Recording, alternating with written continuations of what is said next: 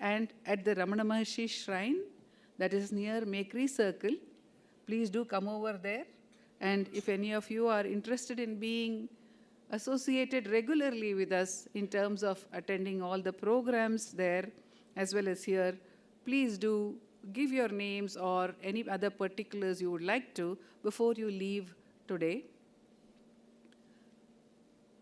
Swami, I cannot thank, or word thanks is very inadequate in English, for the grace that he also continuously showers on our center. And in this journey which Bhagavan has allowed me to make in this center, this has been it's been a source of great strength for me to carry on Bhagavan's work over here, to me personally and to all those associated, the team of Ramana Maharshi Center for Learning. Each one of them have been blessed by Swami to carry on the work over here. What to say of Cow Lakshmi? We will hear from Swami. But it is even difficult to imagine her bhakti. It is difficult to conceptualize that there could be such a being whose breath and whose maybe every bit of her body and nerves and what was she made of physically, whether she was made of physically flesh and blood, one cannot say. To that extent she is permeated by Ramana Bhakti. So we heard just now in Sri K.V. Subramaniam's song on her that she is Nadamadum Narada Bhakti Sutram and she is Bhaktargal Kootattin Talaivi. So we will now immerse ourselves in that Bhakti Lahari. If we see Mother Aragamma's journey, surely she is also the force of Shiva only. That is how my father and the founder of this center, Sri R. Natarajan, has referred to her as the same force as Bhagavan, not different. But she had taken on the human form with the human foibles, the human struggles, just to show us that it's possible within the human boundaries to reach there. And Lakshmi, Bhagavan brought her in that form to say that there is absolutely no barrier. If there is no barrier between man and woman in jnana, as he has said in Ramana Gita, there is absolutely no barrier. The form does not matter at all. So Bhagavan, whatever tattva he lived in every moment for our sake, that is again illustrated so beautifully for us by Mother Lakshmi Amma. And tomorrow is the Tithi, the Dwadashi, Vishaka Dwadashi. And it will be celebrated at Sri Ramanashramam. And Swami has allowed that presence to come here for us. Om Namo Bhagavate Sri Ramanaya.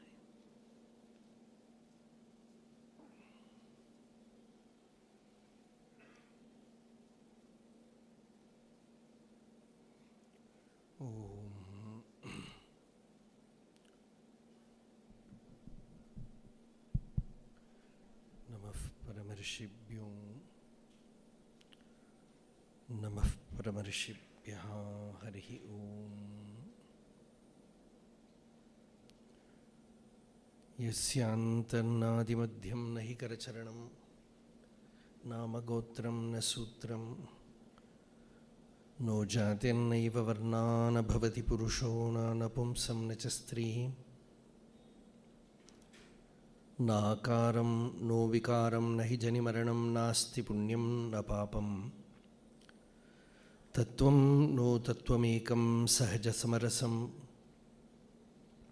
Sadgurum tam namami Sada Shiva samarambham शङ्कराचार्यमध्यमाम् अस्मदाचार्यपर्यन्तां वन्दे गुरुपरम्पराम् सदाशिवसमुद्भूतशुद्धज्ञानैकरूपिणीं रमणाचार्यसम्पूर्णां वन्दे गुरुपरम्पराम्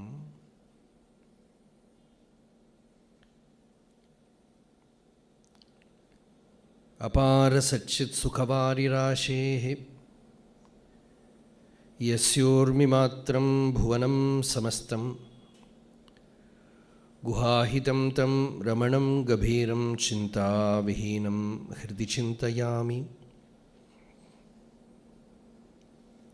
देहं मृण्मयवज्जडात्मकमहं बुद्धिर्न तस्यास्त्यतो नाहं तत्तदभावसुप्तिसमये सिद्धात्मसद्भावतः कोऽहं भावयुतः कुतो वरधिया दृष्ट्वात्मनिष्ठात्मनां सोऽहं स्फूर्तितया अरुणाचलशिवः पूर्णो विभाति स्वयं। विद्राविताशेषतमोगणेन मुद्राविशेषेण मुहुर्मुनीनां निरस्य मायां दयया विधत्ते देवो महांस्तत्त्वमसीति बोधम्।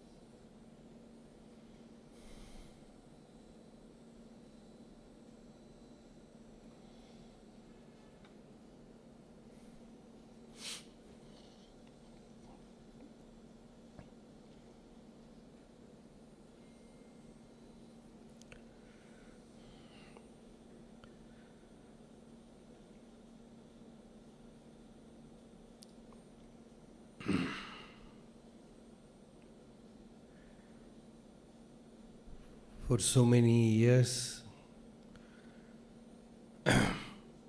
we have been speaking and listening about Bhagavan, Bhagavan's teaching, Bhagavan's devotees, and also singing the verses and songs on Bhagavan. Collectively, all these are called Bhagavatam, Adhyatmam. Bhagavatam means that which belongs to Bhagavan.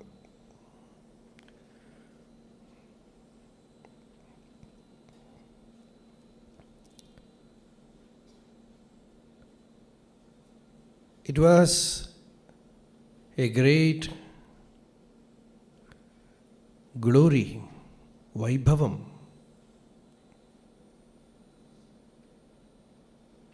that Bhagavan Ramana Maharshi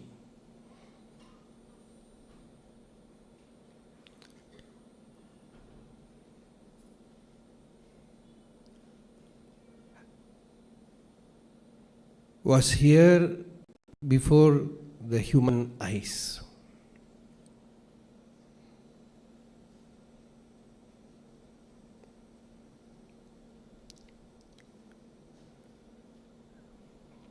And those who got the great anugraha, good fortune of being with Bhagavan,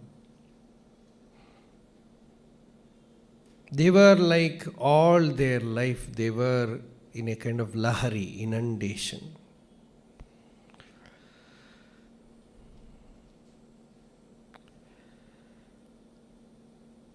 Sharadaka and all, they have seen so many of Bhagavan's direct devotees, including giants like Muruganar.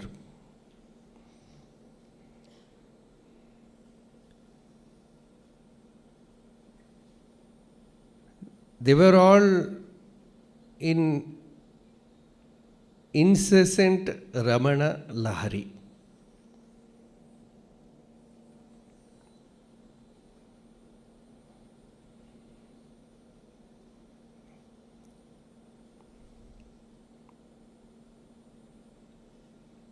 As Paul Brenton says about Bhagavan, something of the Arunachala hill is there in the sage, the silence. Like that, they absorbed the presence of Bhagavan in their being.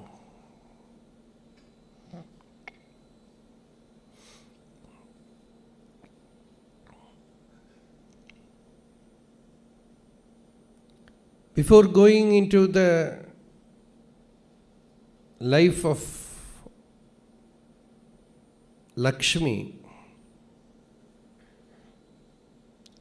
we will just meditate on Bhagavan's presence, that Maunam, that Mauna Samadhi.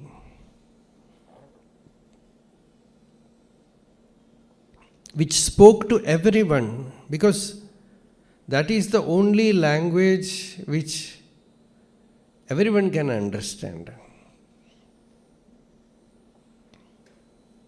Pashurveti, Shishurveti, they say.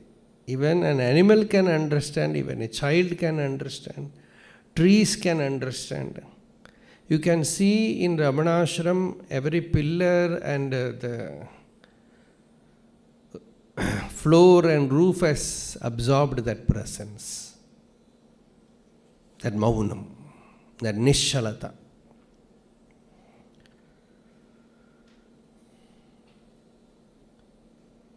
That Vaibhavam many have seen in Bhagavan's Sannidhi.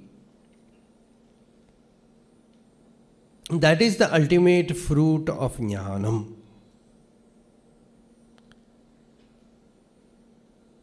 That Maunam is there within us.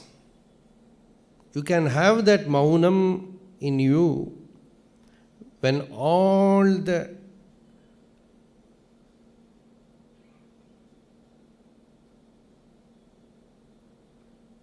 non-self identities are gone. Shankaracharya says somewhere, he says, Sarva Anatma Pratyaya Tiraskarana Phalam Maunam. And all the Anatma Pratyayas, means identifying with what you are not, is all gone. Our thoughts are all made of that. Every thought is identity with something.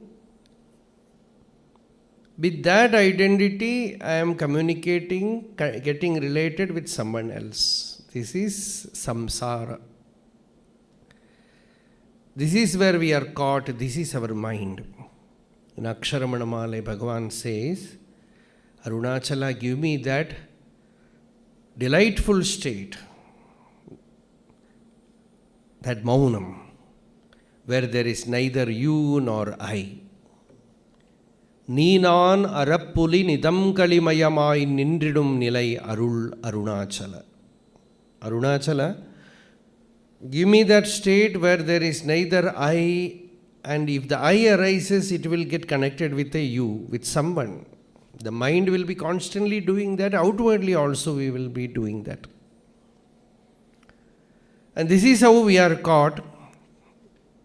Kalimayamai nindridum nilai. You can get a glimpse of what Bhagavan is from that state. Kalimayamai nindridum nilai means the state of nirvana in which he was ever abiding.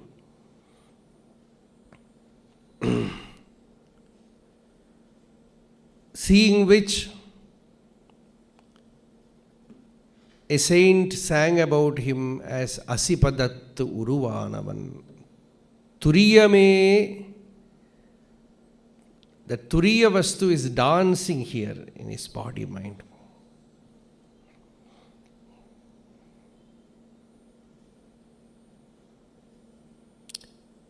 So many when people went and saw Bhagavan, they saw not a person, they saw Brahma.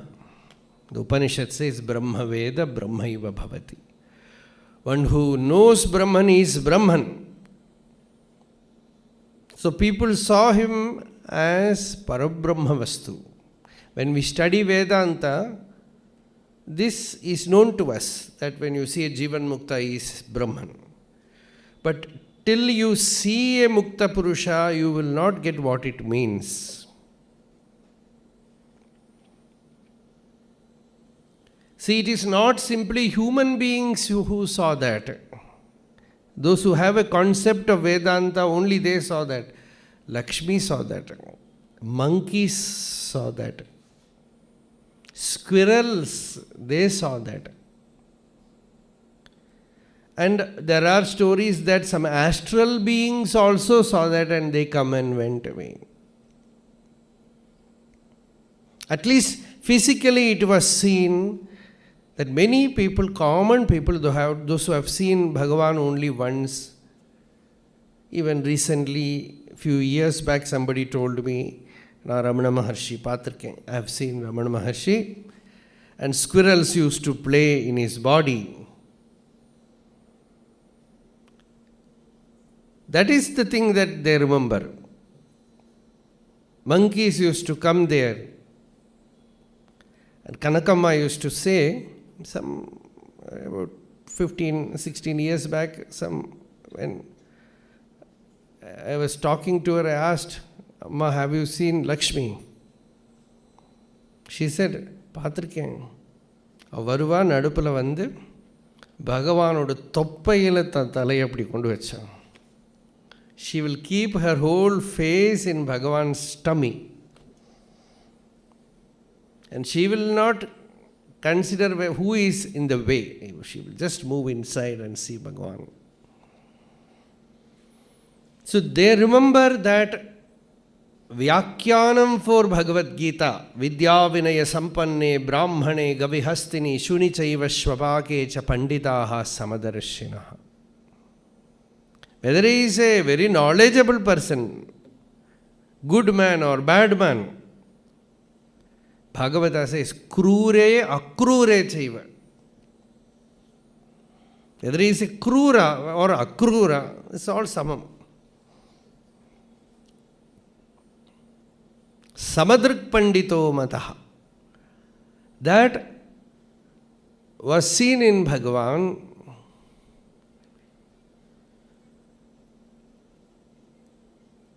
Even great scholars will come and illiterate people will come. Then these creatures, animals will come, birds will come, all felt the same presence.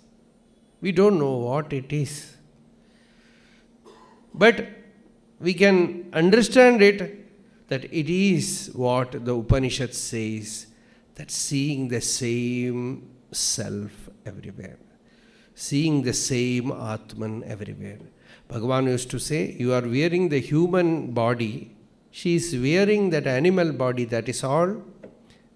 To some other person, Bhagavan said, why don't you call the tree a standing human being and a human being a moving tree? Only the outer form, outer name differs. The essence is same. It is the same Atma. Yasmin sarvani bhutani atmaiva abhut vijanataha. For whom all the creatures are nothing but the same self. This idea is there. But unless you see that idea absolutely manifest in a Mahapurusha. See, you can get this idea very easily in Vedanta Shastra, Upanishad. But to make it practical, you will find it difficult. Recently, I was thinking about it. In our ashram, dogs used to give birth to puppies. Now and then, so many kids will come. So many dogs we cannot manage.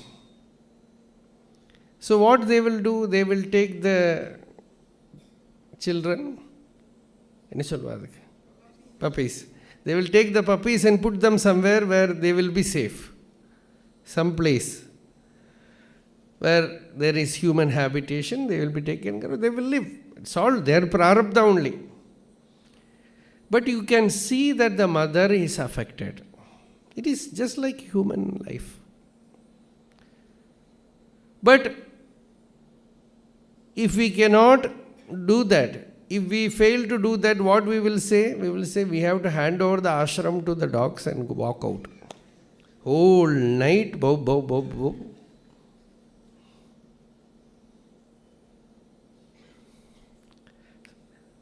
And if you put injection to them and stop there,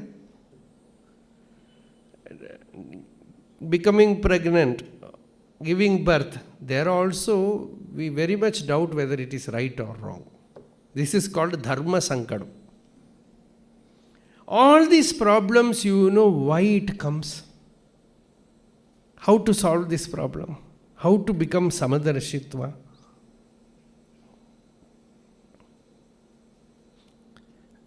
What the sages found is some impractical solution. And that impractical solution is, the problem comes to you because you want to stay there. And so you have to send them out. The solution is you move away or learn to live with them.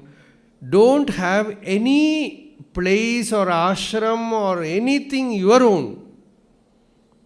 If you can become a real sannyasi, then you can have the whole world as your family.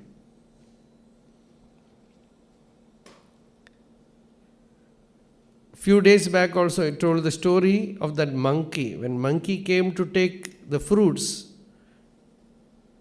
the attendant drove him out, drove her out. She was a mother monkey. Bhagavan said she is a sannyasi. She has no place to stay. She is carrying her child in her tummy. And when a true sannyasi comes, we drive her out. And we think that we are sannyasis. We keep all the fruits inside the store and keep the chavi in our hip. So we are, the monkey is better than a monk with a key.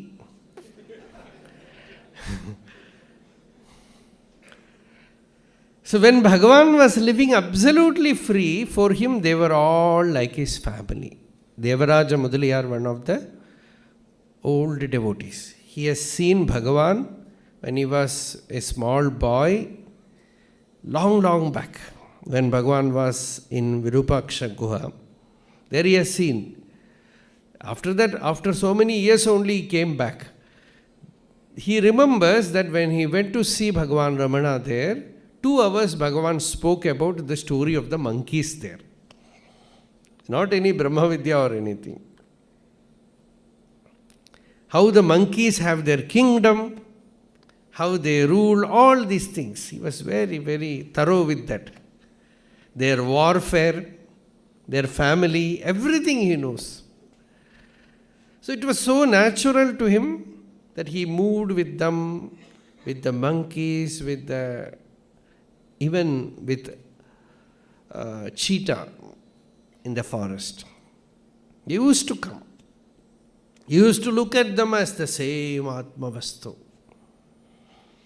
So after coming to ashram also, if you go to Ramana ashram, now you find that mother's temple.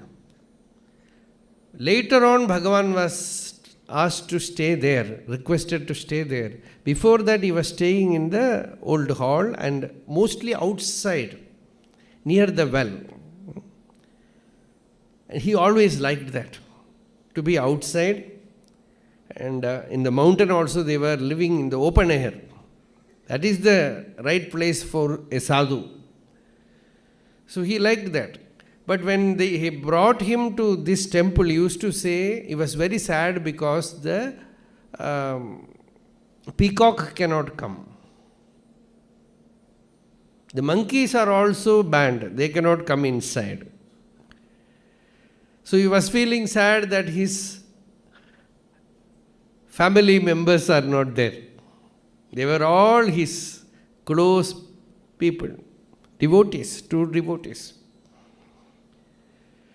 So this samadarshitva, this is a very serious spiritual thing which we have to contemplate, because even though you may meditate, you may do who am I, inquire, you may do Vedanta Vichara, whatever, the moment you come out and mingle with the world, there is difference in the world, and the difference is going to affect you spiritually. It will affect you. Udaramantaram kurute atatasya bhayam bhavati. The Upanishad says even a little bit of separation will affect you. The more and more sensitive you become, more and more you will find this difference, this affectation, this spiritual affectation. Because your mind will wander. Whatever you may create, that inner equipoise will be disturbed. Because you see something, some attachment comes or some aversion comes.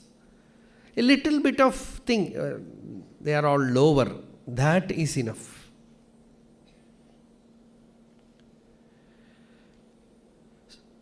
So this Bheda Buddhi is a great problem for a Vedanta Vicharashila.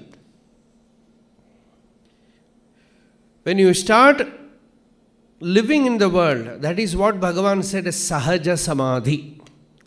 Sahaja Samadhi and Nirvikalpa Samadhi, don't confuse it. If you close your eyes, it is Nirvikalpa Samadhi. If you open your eyes, it is Sahaja Samadhi. Because when you do Vyavahara, if Bheda is there, Samadhi will break. That is in Arunachala Pancharatnam, the last verse, Bhagavan says, Tvaya arpita manasa. That is inner Samadhi. The mind is made to abide in the self, in quietude, Shanti. After so much austerity, you attain that. But the moment you wake up and start mingling with the world, the mind will be disturbed. There he brings out this Tvam Pashyan Sarvam Tava Akrititaya. All the names and forms, all kind of people, all kind of creatures, they come and relate with you, connect with you. You cannot live your life prarabdha without doing that. You may try by going into some cave. There you will bring a samsara. There also your mind will operate. So you have to, your prarabdha will forcefully make you live the life that is waiting for you. So once you come back to that life, then this difference, this separation is unavoidable. This vyavahara is unavoidable. And there you have two choices. Either to renounce maximum. There also you cannot renounce food, you cannot renounce sleep, you need a little bit of comfort. That is difficult. But absolute renunciation is possible only in the, as Bhagavan says this shloka, Tvam Pashyan Sarvam Tava Krititaya. When you see everyone as Bhagavan, and how to see that, that is another question. See everyone as the Atma, the same self. Satatam bhajate. See, this is a very profound thing, which Bhagavan says, it is a constant worship, constant spiritual practice. You can see in Bhagavan's life that his very look, see when Bhagavan Ramana Maharshi looked at a person, that person, people generally say, Ramana Maharshi never gave any diksha. He never initiated anybody. He never gave upadesha to anyone. This is the common thing. What do you mean by upadesha? Is giving a mantra upadesha? Or teach him Vedantam, Shastram. Is it upadesha? That any university can do.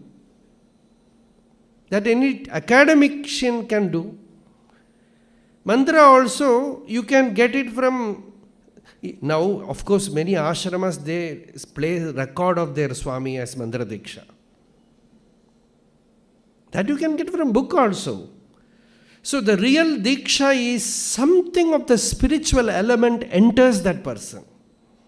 See, somewhere recently I heard Swami Vivekananda told one of his devotees in India, he said, do you think I gave talks in America, in West? I gave them solid spirituality, he said. So that is the thing. It's not simply giving talks. When that is there in the person, it is giving the spiritual element. So there it was like talks. In Bhagavan's case, it was the maunam was so powerful. Actually, the secret is not even maunam. When he looked at a person, it stirred the person very deeply. That all devotees have said. Kanakama used to say, I asked once Kanakama, எப்போவாவது பகவான்கிட்ட பேசியிருக்கீங்களா? Have you ever spoken to Bhagavan? She said, பேசுறதாவது எப்படி பேசுறது? The moment I enter ashram, first enter the gate, the body will fall. Then you move inward, the mind will fall. And in his presence, you don't exist. How to talk? That jnana tapas of Bhagavan is the real Advaita Jnana Nishtha, that when he looked at a person, he gives the greatest respect. Because he looks at you as himself, or he looks at you as Arunachala Swarupam, as Brahman. And that look, when someone looks at you with love, you feel that joy. When someone respects you, you feel that joy. Even a dog will, if you just give it love, it gets flattered. But a jnani is giving the highest respect to you by looking at you as Bhagavan, as Ishvara. And that look was so powerful. Bhagavata has given a name for that. Bhagavata says it is Anvikshiki Vidya. It's a special Vidya, and certain sages were adepts in that. And Bhagavata says Narada was an adept. That is why he could go to Hiranyakashipu also, Indra also. If some other sage goes, they will kill him. But when Narada goes, they knows that Narada will directly, whatever we say, he will take it to Indra and spread it there. Still, they could not do anything, because the moment they see him, they also feel joy. Because he looks at the inner one, the inner Atman. That Vidya was very powerful in Narada Maharshi. That we can also spiritually practice. First thing is not to have any hatred towards anyone. Suppose if we have something of that element, especially take that person in your mind and start worshipping him. If you feel he is not good, then take him, meditate on him, and tell yourself that within him is Ishvara, within him is Bhagavan. The Atma, the Antaryami in him is Ishvara. And you pour forth all your bhakti on him, then that hatred element will go. That separation will go. This is a yoga vidya. This is practically, we can do it as a sadhana also, but in Bhagavan's case, it was in very great magnitude. That whomever he saw as, there is no seeing in fact. Actually, that oneness was there. Ananta Drishti. Saddarshanam says, Drishti is Ananta, Niravadhi. No boundary, boundless vision. There is complete oneness. So, that was so powerful in Bhagavan.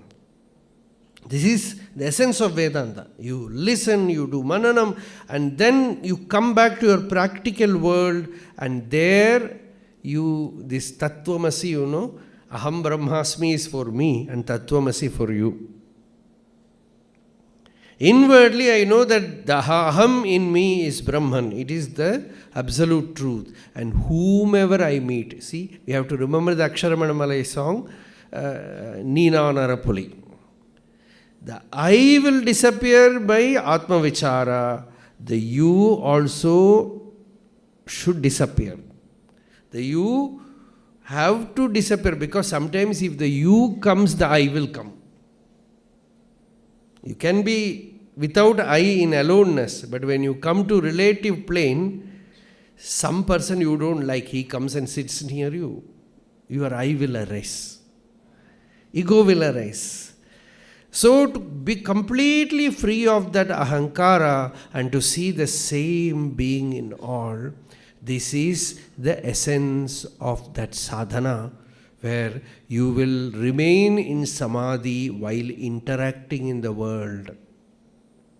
You will remain in that Atma Darshana Sthiti. With open eyes you have samadhi, because yatra yatra mano yati brahmanas tatra darshanam. Wherever the mind goes, it is seeing only Brahman, it is seeing only the Atma, nothing else. This is the idea that the Vedanta, Upanishads, everything put forth. This we saw in full blossomed state in Bhagavan's life. For him there was absolutely no difference between this man or that man, this person or that person, this creature or human being, or even a tree or an animal.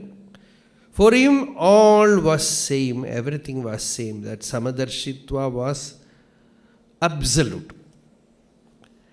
This state, in this state, when a Jivan Mukta lives in the world, so many beings will gravitate towards him. This is the Anugraha Shakti. And when Bhagavan, after his coming to Tiruvannamalai, stayed in many places in the hill, not doing any sadhana, he was just taking rest in that maunam. T.K. Sundareshwara has said, as children we used to go to Virupaksha cave. Somehow there was an attraction to be with Bhagavan. We do not know what he is, and we never thought that he was a human being. We thought some deva is sitting there. His body will be shining like burnished gold. He will be sitting there hours and hours and hours. And we will also go and sit with him and sometimes play with him. Sometimes sing some devaram. And he will be sitting still like a statue. So, thus many years Bhagavan stayed in Arunachala. After that, Ishvara himself brought Bhagavan down to the valley. Bhagavan himself says, somebody asked Bhagavan, why did you come down from the hill to the valley? Bhagavan said, the force which brought this body to Arunachala, the same force makes it move from one place to another. It brought it from the hill to the valley. So, when they came down, that was after Alagamma's Samadhi, Bhagavan's mother's Samadhi, Chinnaswami brought that body down and created a Samadhi there and small hut there, where now the RamanaCharana is. Bhagavan did not come. Bhagavan was in Skandashram. These few devotees were staying there, making it a small hermitage and staying there. And one day night, they were making dosha. And they heard a voice which says, is there food for one more person? They found Bhagavan was standing there. And they were so happy and they forced Bhagavan, please stay one more day, one more day, one more day. Like that, Bhagavan started staying in the valley where more and more. Every day Bhagavan will think, I will go back to Skandashram. And before he starts, some devotees will come. And he had to sit. Like that, Arunachala made Bhagavan sit in the valley. And Ramana ashram was formed around. Naturally. Thus, there was no facility there. Some very interesting devotees were there, that's all. All uneducated people mostly. And very funny people also.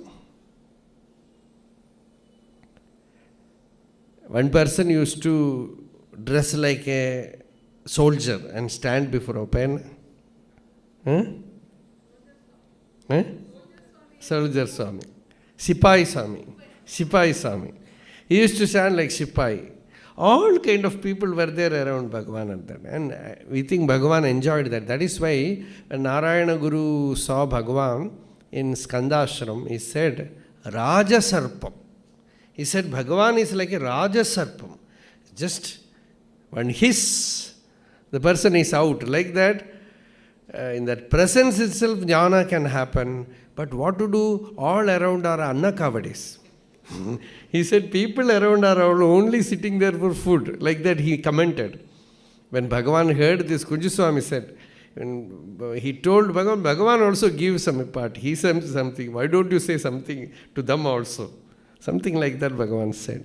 So, such very innocent people, see, that is a strange phenomenon with many Mahatmas. They like to keep such people around them because too much intellectual thing somehow disturbs a yogi, I think. Kanchi Paramacharya also, he had very interesting, funny people around him. One devotee, he does not know English or anything. One devotees were around, so many people were there, and one person said, I am transferred to a distant place. I need transfer to go back to my village. Please tell Swami. And this person does not know what transfer means.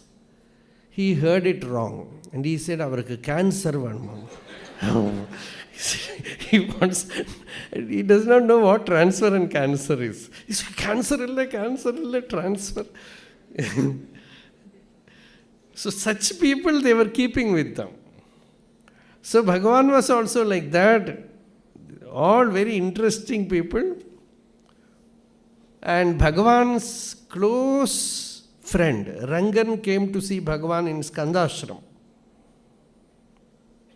And Rangan had a great family problem, so much loan. Thousands of rupees he had to pay. So he was under stress, anxiety. He has come to Bhagavan. And he was having sleeplessness. And Bhagavan spoke to him many things and was guiding him. And another day when Rangan came, some person was standing and giving a great list of complaint to Bhagavan. After that person went away, Bhagavan said, you know what that person said? He has come with a list from the nearby shop. He says, I owe him 600 rupees. In those days, 600 rupees is a big amount. Because somebody has bought so many things in the name of Bhagavan and went away. So see, if ashram or any system is not there around you, all people will come and exploit. That problem is there. If ashram is there, that itself will become a problem.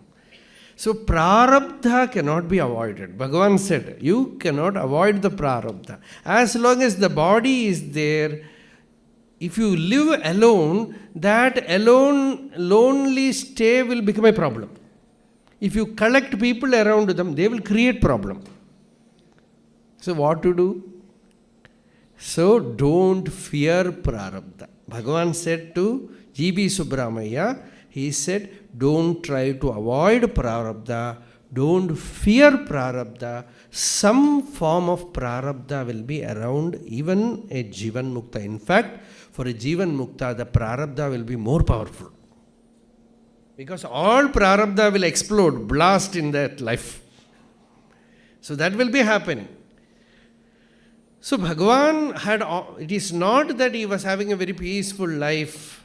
Paul Brendan said, you can have this samadhi in this jungle, but it is very difficult to be in this samadhi in city. Bhagavan said, city and jungle are all same. If you stay here, then you will understand. So the forces are not, there are forces around every person which has their own toll to take. You cannot avoid. So Bhagavan came down and the ashram slowly was growing around. They were trying to avoid it. But things will be happening.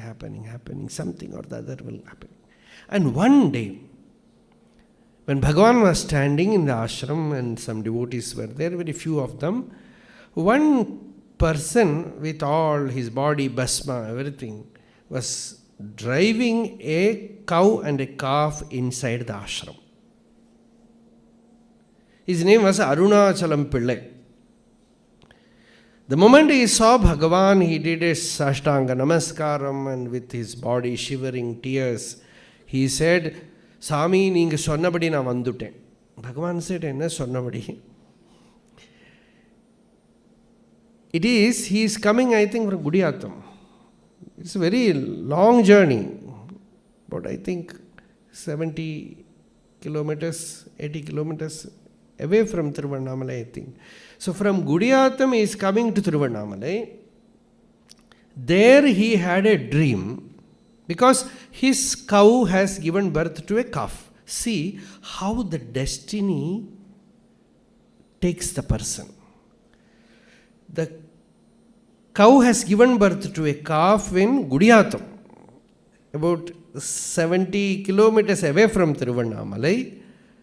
And that calf is Lakshmi. She is destined to be with Bhagavan.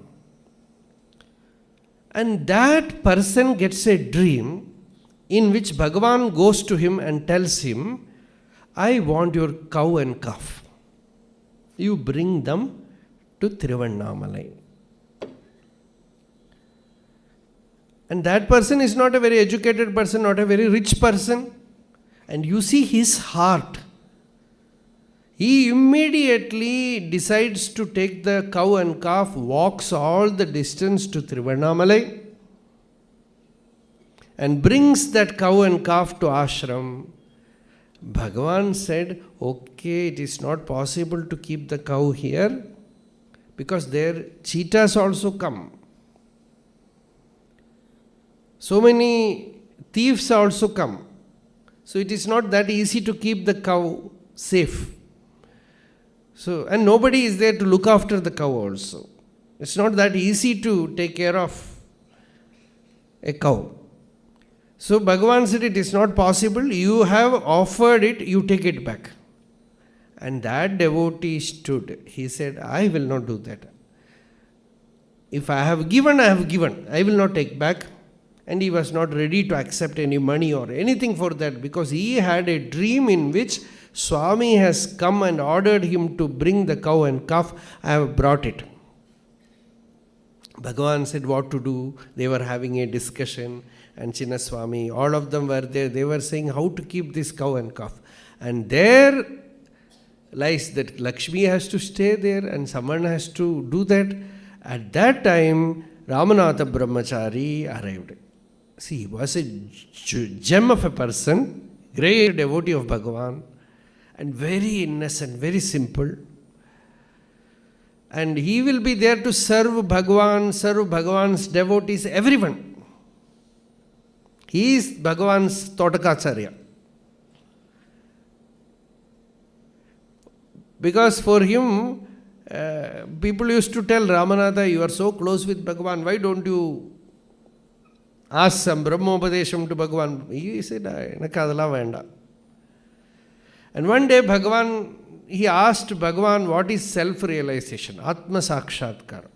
Bhagavan gave him a knock in his head and said, Onakku Atma Sakshatkara kudututen. I have given you Atma Sakshatkara. He was so delighted and went to every devotee and said, you know what Bhagavan did? He knocked in my head. Not Atma Sakshatkara. He was not bothered about Atma Sakshatkara. He said, Bhagavan gave me a kottu. Who is bothered about Atma Sakshatkaram? He was not bothered about that. Bhagavan gave me a kottu in my head. That is enough for him. Such a great devotee, he said, Bhagavan, I will look after the cow and calf. And where will he? He has no home of his own. He took the cow and calf to the town, there with a devotee. But before going, Bhagavan's eyes fell on this calf. It is like a Ayurveda Vaidya seeing a precious Aushadhi. It was like that. That phenomenon, Vishwanath Swami has written somewhere. Bhagavan will be not looking at anyone. So many will come around and sit around. Bhagavan's eyes will remain without flickering. Still, no person enters there. But suddenly someone will come, he will look that side. It shows that recognition, that Shaktipata which they call. That is the maturity of the person. It receives that vision, that look, that gaze. So suddenly Bhagavan's gaze fell on that calf. Bhagavan went near and touched her and called her Lakshmi. Gave her the name Lakshmi. And that calf also, Lakshmi also, went very close with Bhagavan. It was licking Bhagavan's body and then said, Popo. They sent the mother and the calf to the town. You can imagine, now it is about 2 kilometers from the ashram to the town. And the next day morning, this calf, singularly, alone, it has come from town to ashram to be with Bhagavan. And first they inquired how she came without mother. And that person also came in search of Lakshmi, and even he tried to take her away. She did not go. And this became a practice that she will come, stay with Bhagavan, and in evening, I think by 5 o'clock or so, she will return. And Bhagavan will say, you can look at the watch. You can decide the time when she gets ready to go. Go back to town. So, Bhagavan, she became so close with Bhagavan. As Sharadaka said, she was one of the greatest devotees of Bhagavan. In fact, no other devotee was so close with Bhagavan like her. Even mother you cannot say. Because she can go to Bhagavan anytime. And she will not care who is there. And she will destroy all the crops. And people will complain, Bhagavan, Lakshmi, apdi panna, apdi. Nee dhaan paathukanum. Avada onnu sollappadadhu. You have to take care. You should not complain about Lakshmi. And he was very partial with Lakshmi because Ishvara is always partial with devotee. Although he is a Samadarshi, he is very partial. That is why Arunagirinathar in his Tirupugal says, Pakshattodu rakshit arulvaye. He says, you should have Pakshapadam to me. Because I have no other refuge, no one to depend upon. So, Pakshattodu rakshit arulvaye. So he was very partial with Lakshmi, not other cows. That shows, see, although Samadarshitvam is there, there is some are specially important. Because of their greatness, because of their divine presence. It just invites the attention of Guru. So, Bhagavan was the Larka. And people are complaining, Bhagavan, I am not able to do, who am I? Mind is wandering. While Lakshmi, he says, she is in Samadhi. She is in Samadhi. And, after some years, they brought her back to ashram. There she will give birth. And that too on Bhagavan's Jayanti. Many calves she gave birth on Punarvasu, Margari Punarvasu. Or at least Punarvasu star.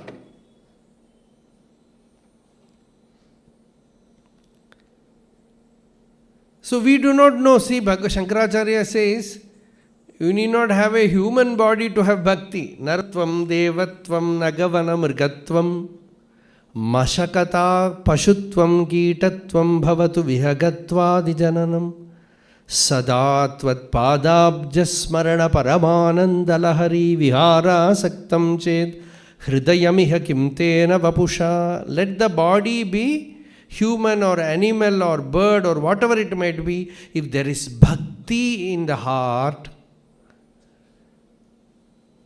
he is a liberated being or she is a liberated being. So Lakshmi is the greatest demonstration of that. People used to wonder, because we think a Manushya Sharira is needed, human birth is needed. That is, of course, rationally it is true. But there are exceptions. Bhagavan said, like Bhagavata, the elephant got liberated. And in Bhagavata, Krishna says, Nagaha, Khagaha, Gandharva, Apsarasaha, Nagaha, Siddhaha, Charana, Guhyakaha, Vidyadharaha, Manusheshu, Striyaha, Shudraha, Antyajaha, all of them got liberated by Satsanga. Satsangan mamupayayuhu. This contact with a great being. And Krishna says that is the greatest spiritual secret.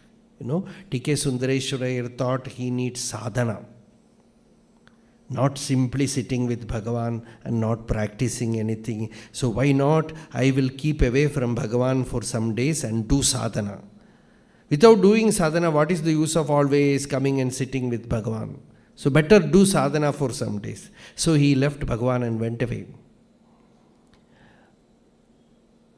And after some days, he could not resist, because he was seeing sadhana also was not happening. The mind was also not peaceful and nothing is worthwhile happening. So he rushed to Bhagavan one day with a full restlessness. He rushed to Bhagavan. Bhagavan said, Sundareshwara. He was waiting. He said, Sundaresha, உனக்கு தெரியுமா இன்னைக்கு நீ வராம 100வது நாள். Bhagavan was waiting. He said, he has counted. Sundareshwara has not counted. Bhagavan said, this is the 100th day that you have not seen me. And you know now by experience that although you feel that you are not achieving anything by satsanga, now you have understood what you lose by not having it. Reality is not that easy to gauge, to measure. You will know when you lose it. That is what the Shastras call as Pratyavaya dosha. If you do everything, you will not find anything happening, because nothing solid will come. But you leave it, then you understand something is missing. Very deep is missing.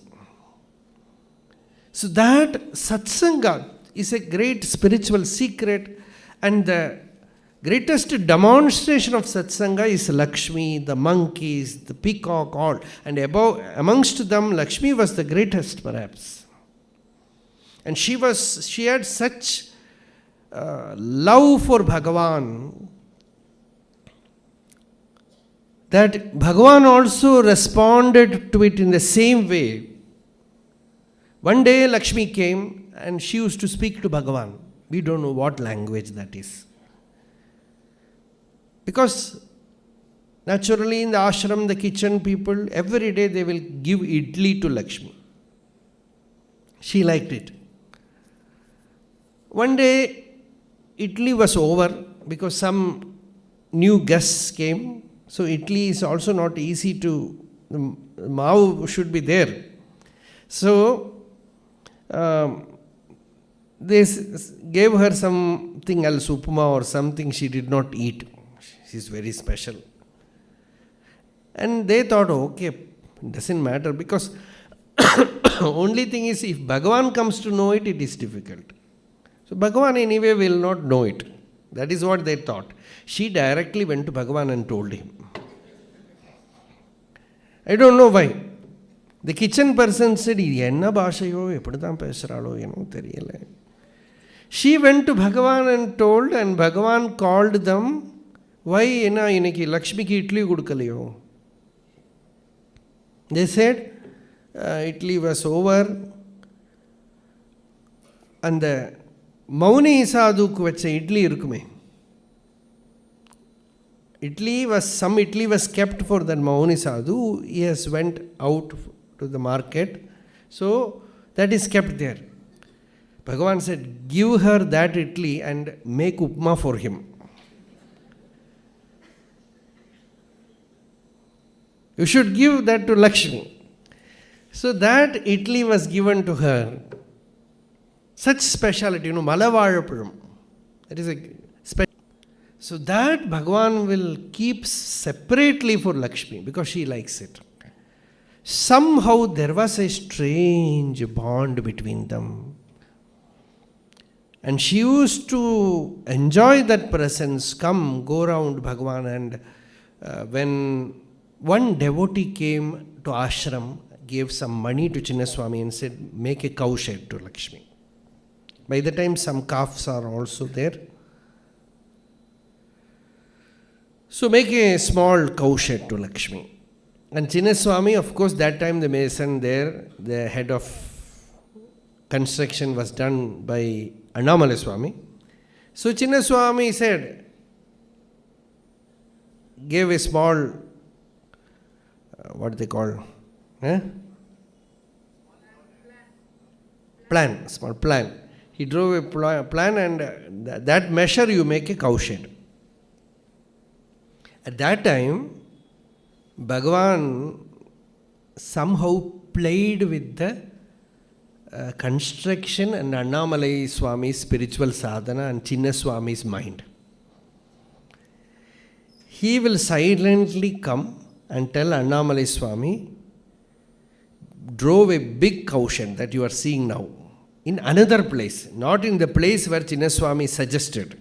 In another place, a big cow shed, this much big it should be. You should, and there one thing Bhagavan said is, you should make a very good cow shed for Lakshmi. By that punyam, the place around will become very prosperous. Because Bhagavan considered her as a jnani. So if you do something for her, by that punyam, by that virtue, the entire area will be blessed. That is okay. Bhagavan said, nobody will oppose. But you know what he said? Niye pandradaha pannu. Don't tell to Chinnaswami that I have told you. Do it as if you are doing it. And all firing he will get. And of course, Chinnaswami had doubt whether Bhagavan had played there. That is why he could not do much. And such big construction cow shed was done. After that, they tried their best to take Lakshmi inside. She refused. And she broke loose and rushed to Bhagavan and looked at Bhagavan and said, now varata ulla pomatiyo. Bhagavan said, oh, you will not enter without me coming there. The Griha Pravesham has to be done. Okay, I will come. So Bhagavan followed. And Bhagavan walked inside, peacefully she also walked inside. And that was Bhagavan's Lakshmi. And Bhagavan, you can see in video also how Bhagavan pours forth his love to a cow. And he used to talk to her, speak about her greatness to others, and all these things were there. And when later days she became very weak, the time has come for her to drop her body. And Bhagavan every day used to go and look at her, and he used to call her Amma. Call her Amma. And that day, Bhagavan went near, and some devotee came and said, Bhagavan, Lakshmi, iniki mudinjudum pol irukku. She is having so much very fast breathing. So Bhagavan went near and touched her in the head and her neck, and everywhere he touched her and said, everything will be okay. Devotees are waiting for me, I will go, said Bhagavan.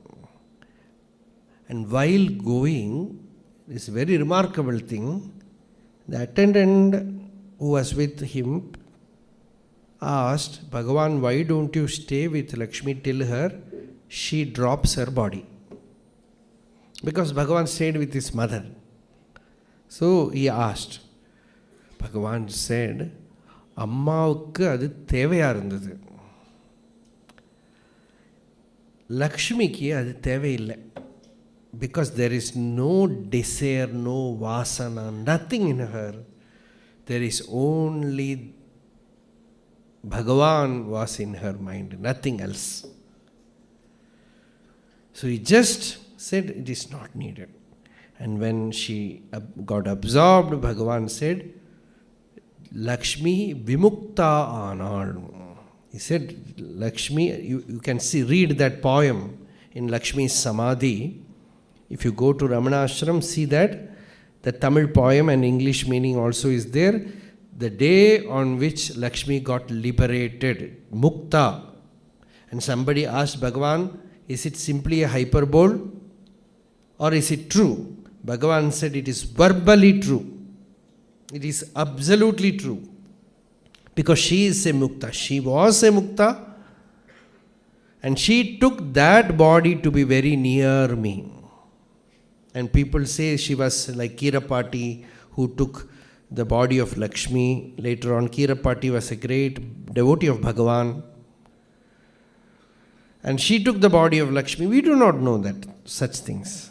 But you can certainly see that in an animal body, that jnanam was in full bloom. That was a very rare phenomenon which devotees saw in Lakshmi, that she, Bhagavan said, that is perhaps very few statements which Bhagavan said with firmness, that she got liberated. She was mukta. She became mukta. So that is the story of cow Lakshmi, Gomata Lakshmi. So see, that proves that how much spirituality is there in direct contact with a Mahapurusha, a Jnani. Te avrataha atapta tapasaha nadhita shrutiganaha nopasita mahattamaha satsangan mamupayayuhu. Bhagavatam, Krishna says, they have no vrata, no austerity, no tapas. No austerity, no vrata means no disciplines of their own. Na adita shrutiganaha, they have not studied any scriptures. Simply by bhakti, simply by association with me, they got liberated, says Krishna.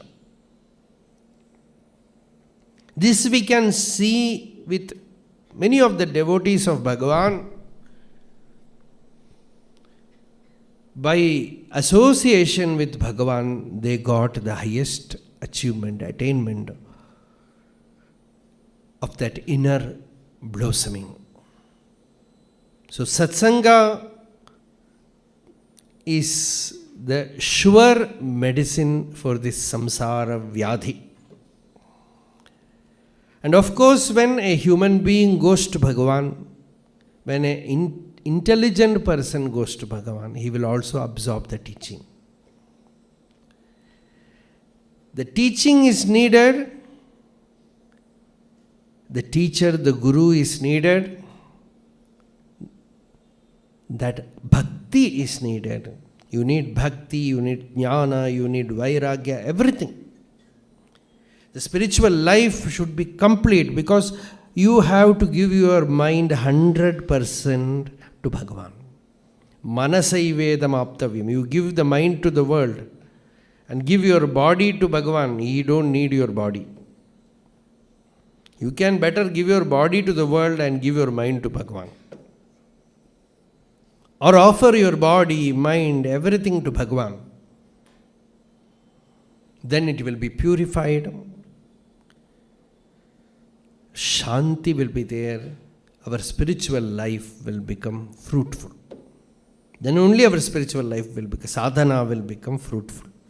Somehow we have to find ways and means to make our mind constantly recollect on Bhagavan.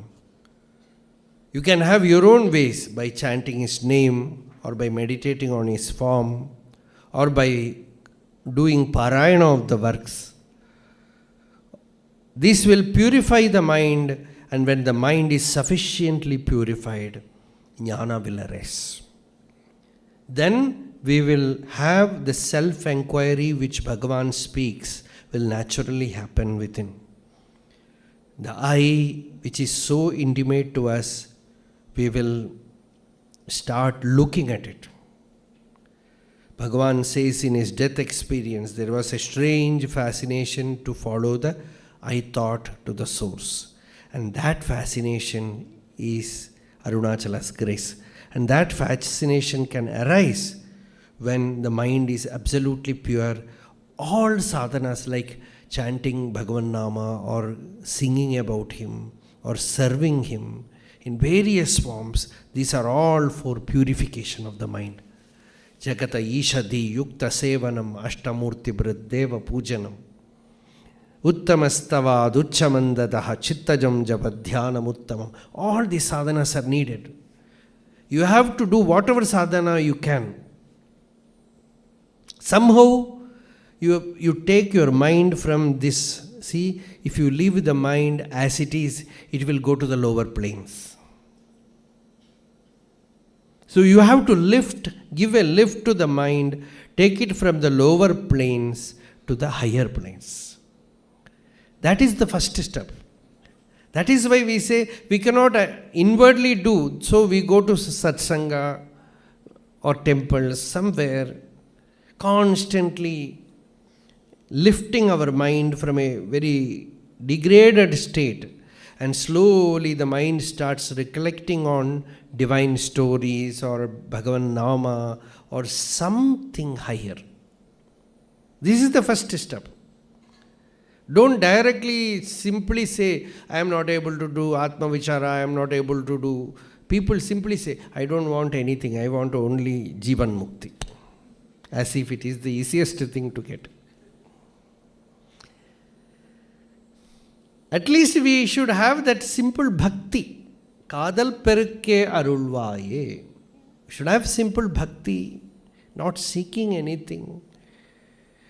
Keep yourself in the stream of bhakti sadhana or jnana vichara, reading good divine books, chanting His nama.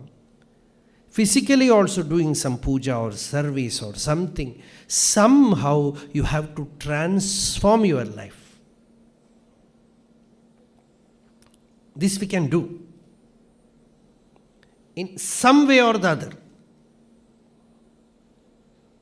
Intellectually also you should gain this spiritual knowledge. Mentally also you should have something to hold on. And physically also you should have something to do.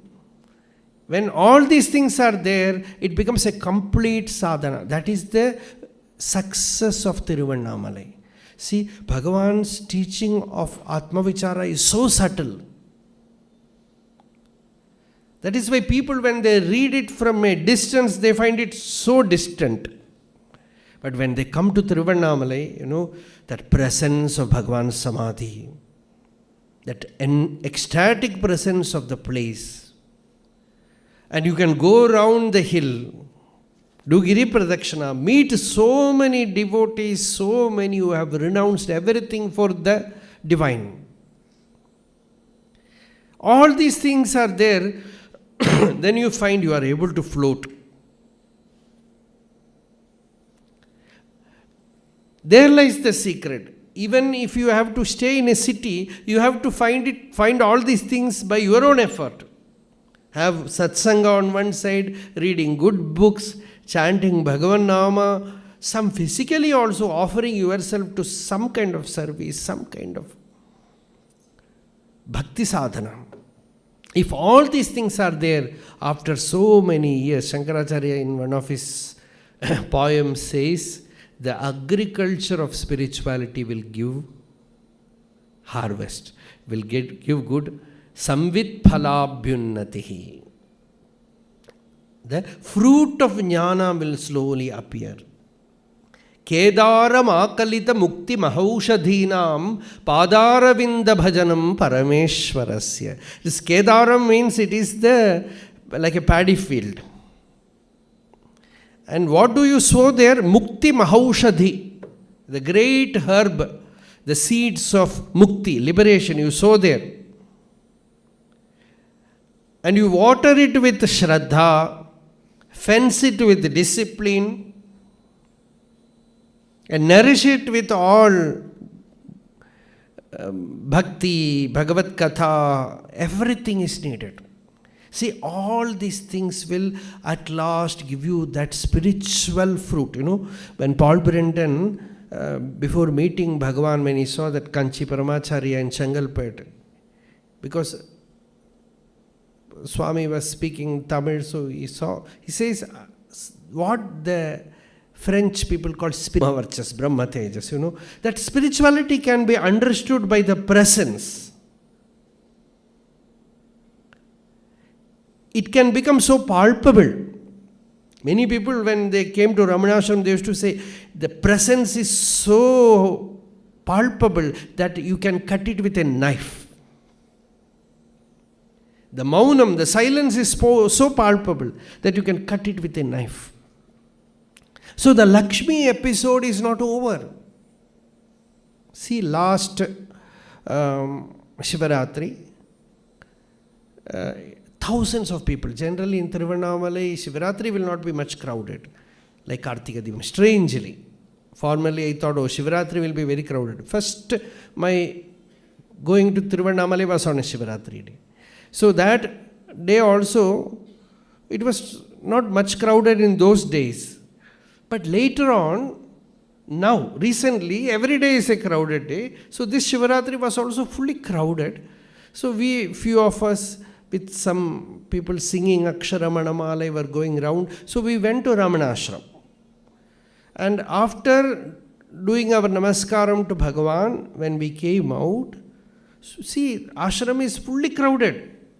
One ashram dog somehow marked us.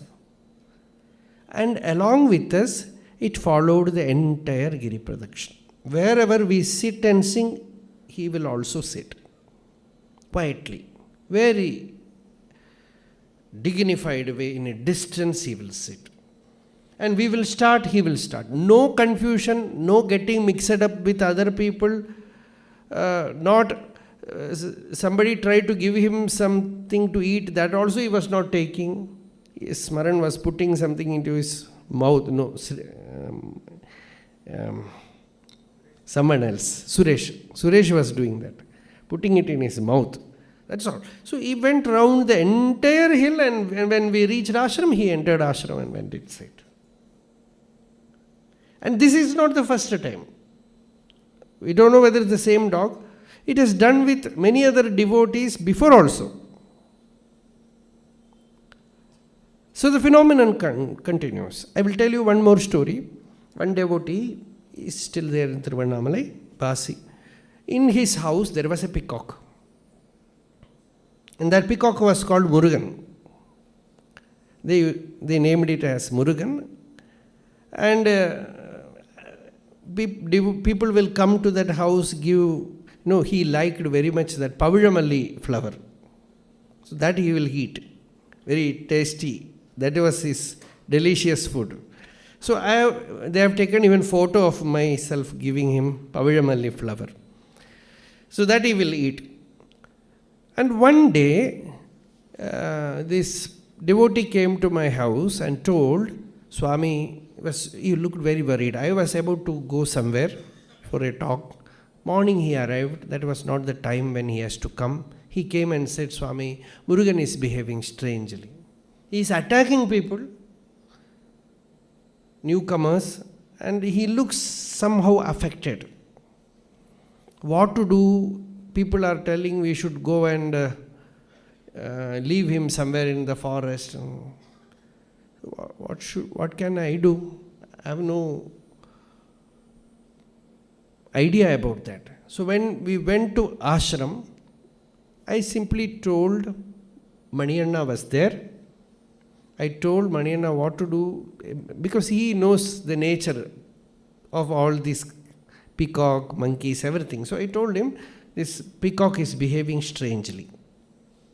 Then Manianna said, we will send some ashram workers to his house with a big net, because it is not difficult to handle a peacock when it is started behaving like this. So we will bring the peacock to ashram. So 2 workers went from ashram with a net. And you know what happened? When they went there, the peacock by itself came and sat inside the net. And they brought it, that brought him to ashram and left it with other peacocks. And the thing is, next day, that peacock was inside Bhagavan's Samadhi. The video is there somewhere, it must be there, because on that day, full day it was inside Samadhi, it was sitting in the round sill, and devotees who went round, they used to touch it, everything. It stayed a full day inside Bhagavan's Samadhi, because he decided to come there. After a few days, he dropped his body. So the phenomenon continues. See, it is a jiva which wants to go there. It is not the body, whether it is a peacock, whether it is a monkey, whether it is a cow,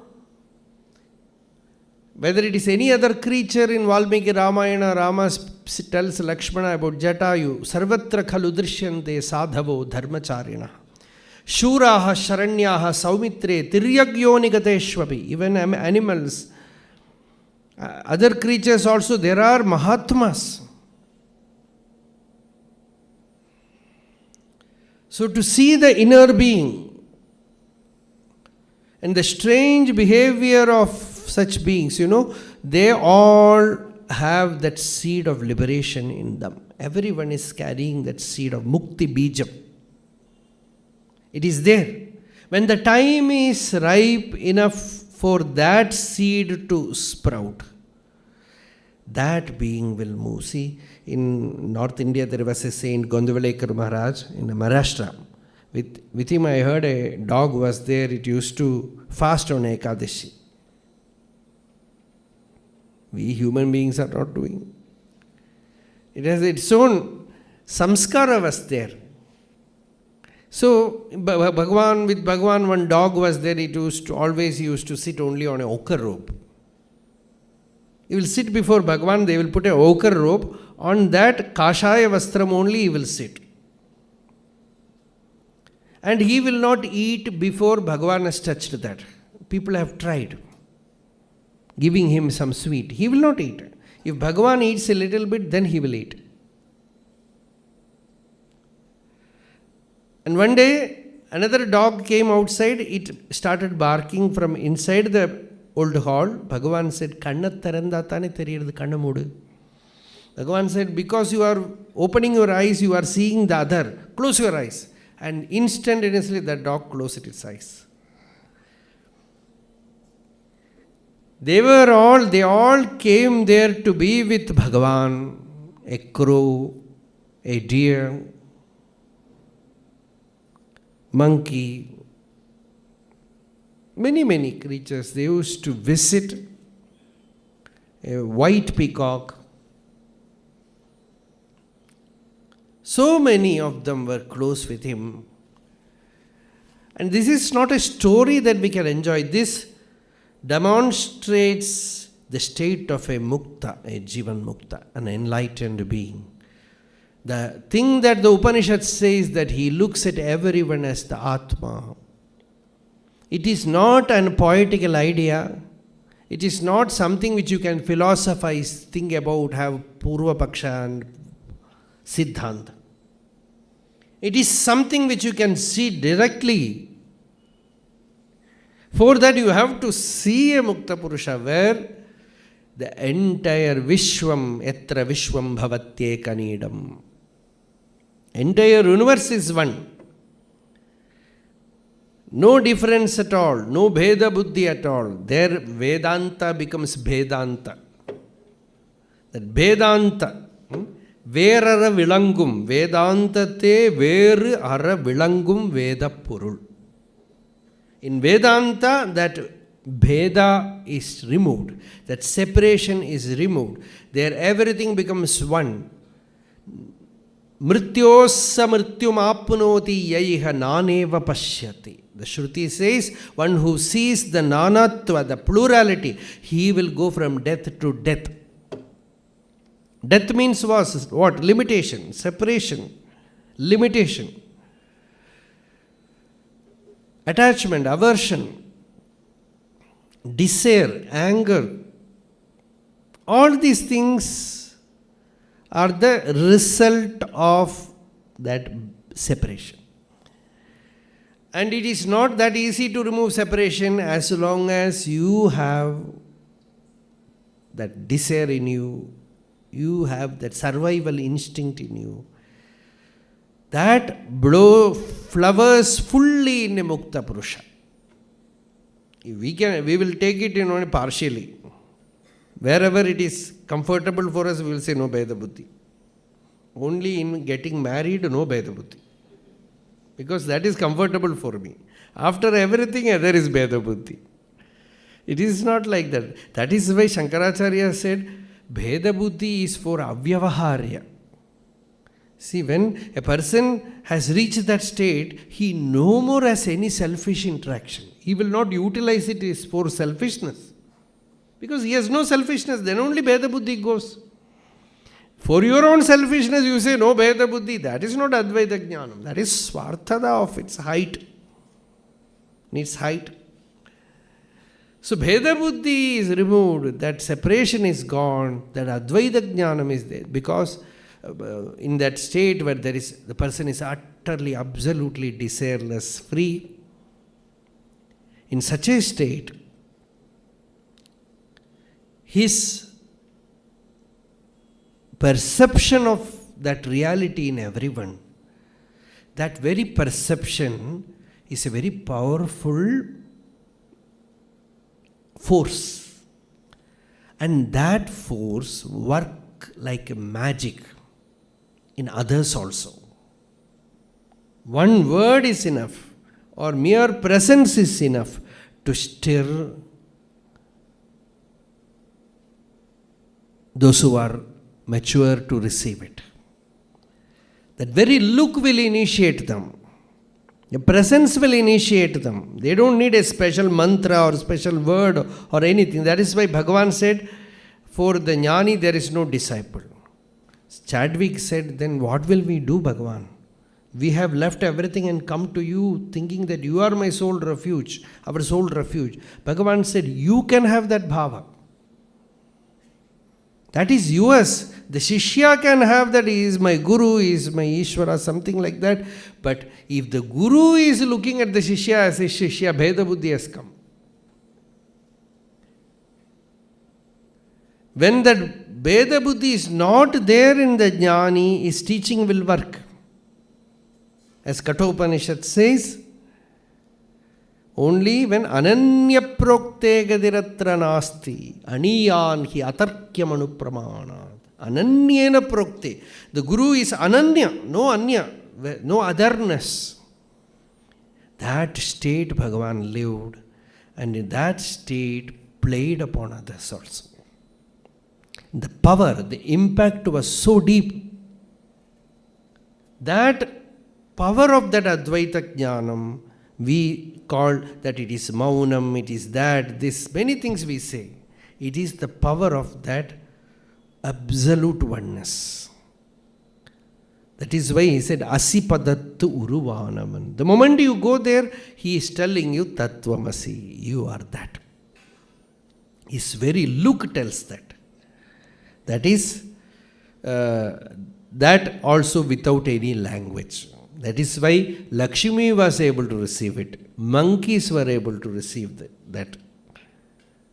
Even to monkeys, Bhagavan taught, you are Atma, you are not the body.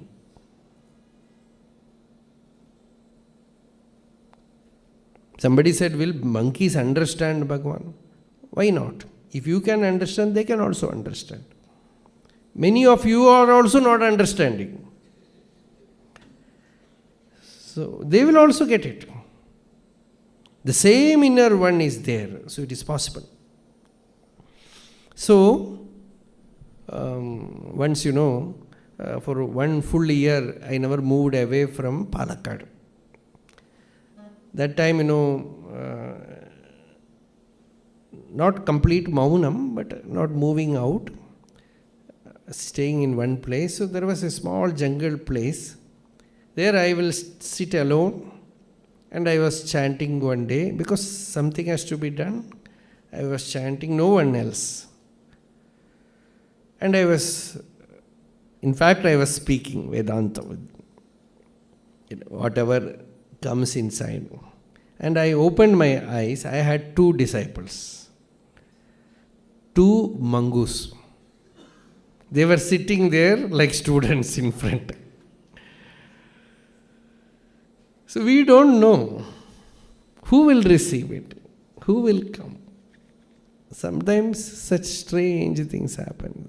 Once Sridharji was speaking somewhere in Pondicherry. One crow came and was sitting in the shoulder of a devotee, all his Bhagavatam in front. So that such things, because these beings, these creatures are a demonstration that the same self is there within all. And that highest attainment of Brahmajnana, we saw in Bhagavan, and Lakshmi is one of the great fruit of bhakti. As KVS wrote, she was like walking Narada Bhakti Sutram. Because Narada Bhakti Sutram says, Nateshu Jati Kula Ashramadi Bedaha. No difference of in whatever body they are. That bhakti can happen anywhere. So that is Kau Lakshmi. It is a great inspiration for all of us that if we can have that bhakti, whoever we may be, wherever we may be, we will also get that grace, and by that Kripa Shakti, our life will be fulfilled. Whoever we may be, wherever we may be, that Kripa can make our life complete. Shanti can come to us.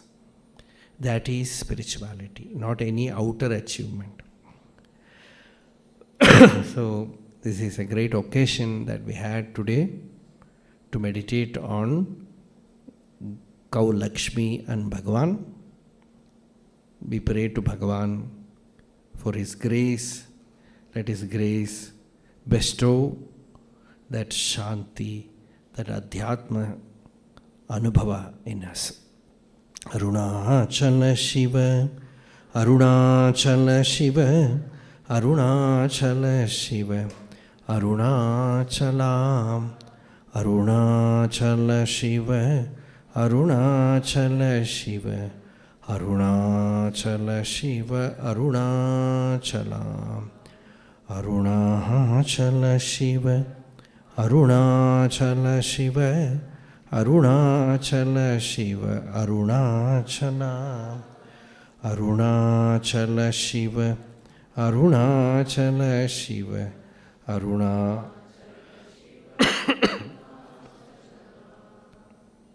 Yato mamatma bhavasi tvameva, tato na vachyam mama kinchidasti, yatha taveshtam kurumam tathaiva tvam atmanatham ramanam bhajami.